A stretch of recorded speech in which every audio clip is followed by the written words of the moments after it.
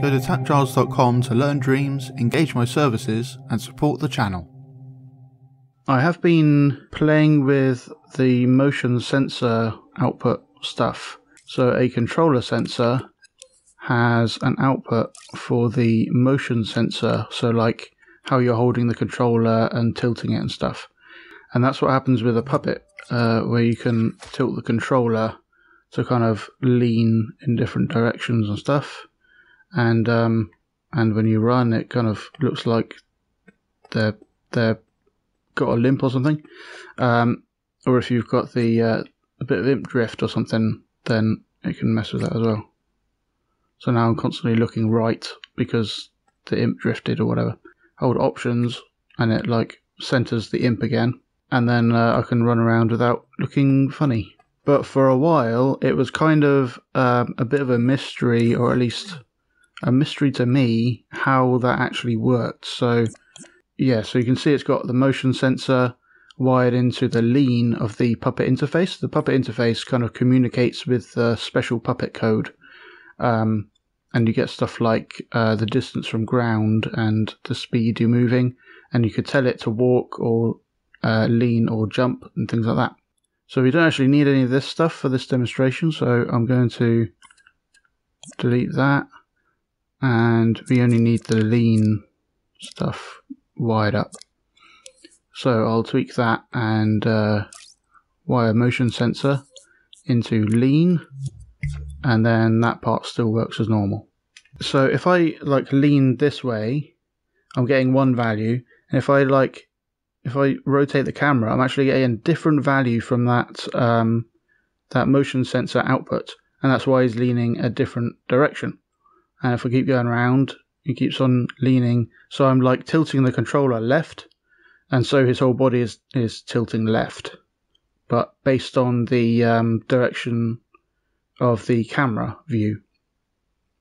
And if I put it forwards, then it's always moving towards the camera, and now he's looking at us upside down, things like that. And if I like rotate left and right, that's kind of like tilting round, which isn't affected by kind of the view of the camera so much, sort of, unless you like go above like that.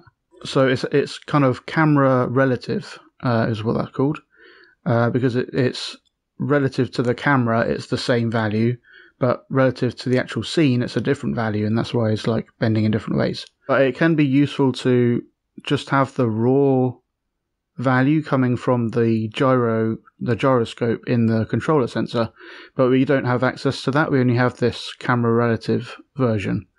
So I've made a thing. So I made this demo. This is initially it's using the camera relative, you can see in the top left. And so if I tilt the controller and stuff, you can see how I'm tilting the controller and how the puppet is responding. But this is camera relative. So if I tilt it left like that, and then I change the camera angle, you can see it's adjusting to the other side on what the controller is sending as well as what the puppet is doing.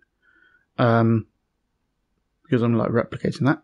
And now if I push on the touchpad, now I'm using local and it ignores the camera orientation. So I can tilt left and go around and it doesn't care. And the controller always shows the orientation I'm actually holding it as. So I can import motion sensor local. And this has kind of two parts to it, so it's kind of grouped up, so you can ungroup it. And you just leave this wherever, it doesn't matter. And then you put this into the object that you want to control, and you hook up the motion sensor to the motion sensor input of this, and then you get these separate values coming out of it. But it gives kind of normal outputs. If we compare, actually, let's just check what the original outputs are for this by putting it into a splitter. And this is a 3-number output. It's not a rotation output. It's a 3-number output, and it has 3 different numbers for the different rotations. I'm just going to display the top one. It's pretty easy to demonstrate. So we'll show that number, and we'll show the number that we get for the same thing. yeah, so here you can see, like, if I turn to face this way, oh, we're getting like roughly the same values, and if I like rotate like that, then we're getting like negative when I'm going over there and positive when I'm going over there and stuff. But if I hold the controller to the right like this, and then I look around the camera, that value isn't really changing. It's only changing because I'm like not holding the controller perfectly still. But it's giving us like a normalized output, and if I just quickly display the other ones as well, then so these numbers are indicating how I'm holding the controller, and they don't really change as I move around. They kind of change very slightly just because of some lag in the processing. But now we get like something that more closely represents how I'm actually holding the controller, as opposed to being camera relative and things.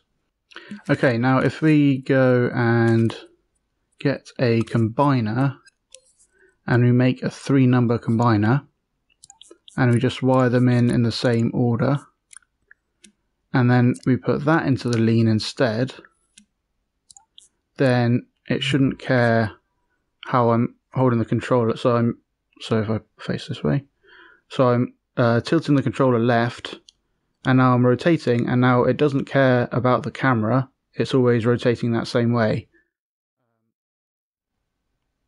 So now you can do stuff like tilting the controller to do a certain action, or tilting the controller to have a sword match the way you're swinging the controller and that, but ignoring the camera, which can be useful for like animations and things.